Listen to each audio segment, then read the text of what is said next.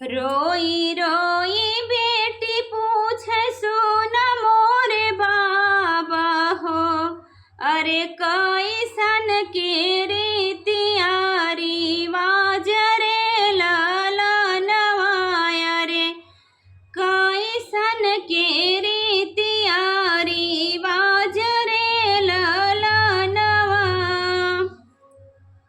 माई के कोखिया में दुई रे जनमवा, अरे एक बहिनी एक भाई रे ललनवा, अरे एक बहिनी एक भाई रे ललनवा।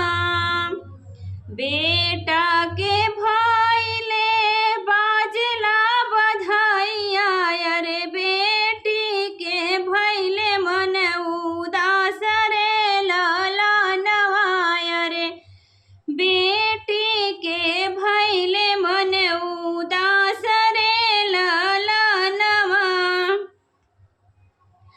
अरे बेटा के रखबो बाबा अपनी महलिया, अरे बेटी के भेजबो दूर देश रे ललनवा, अरे बेटी के भेजबे दूर देश रे ललनवा। अरे काहे के मोरे बाबा ऐसन दोई रीतिया, अरे काहे के ऐसन भेद भाव रे ललनवा, अरे काहे के ऐसन भेद भाव रे ललनवा।